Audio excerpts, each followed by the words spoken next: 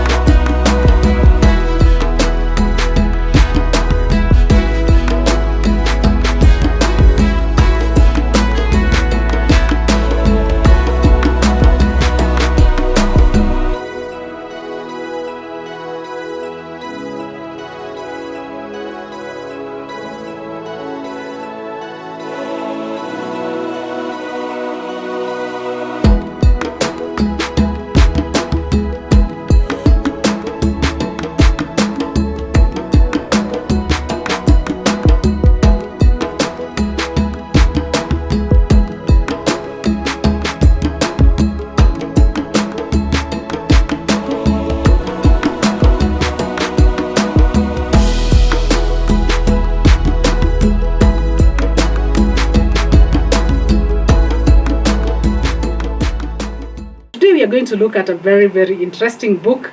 Maybe a book sometimes we don't read much, or sometimes we hear it's being read during marriage celebrations and things like that. And this is the book of Song of Songs, and some people call it the Song of Solomon. That is the first verse of the first chapter. It's called the Song of Solomon, the Song of Songs. And what is the purpose of this book? It only looks as though it's something that is a poem you can use on Valentine's Day. It expresses human love, and this human love is depicted between a man and a woman.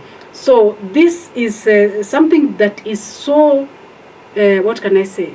It also takes us to some kind of curiosity. Why should a book like Song of Songs become part of the scriptures? Why would a book like the Song of Songs become part of the scriptures?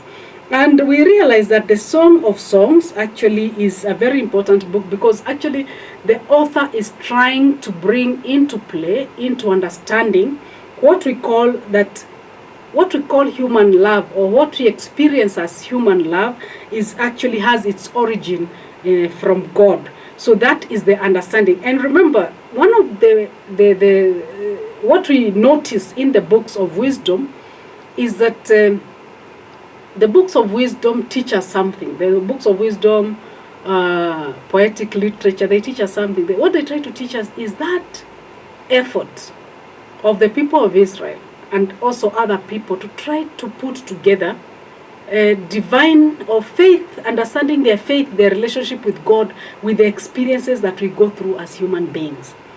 And what we would call a kind of insight that comes out of this, I could call a marriage or a study or a reflection, is this understanding. What we experience as human beings, does it have a connection with what God asks of us? And somehow they help us to understand something, that actually God wants to be part of our human life. And actually we can say they also lay a foundation of what we meet in the New Testament, where God becomes a human person. So what we experience as human beings is also very important in our journey of understanding who God is. So the Song of Songs, it might look very secular, very human, very banal. It doesn't tell us about miracles that God has done, the battles he's fighting for the people, but he's talking about this just normal human experience, the experience of love. And the Song of Songs is a book that tries to bring us closer to that experience. So the Song of Songs is a literal translation of the Hebrew title Sir Hasirim. Sir Hasirim, and this means is a Hebrew word for the Song of Songs, or the Hebrew title of the Song of Song, and this means the greatest of all songs, or the most sublime composition.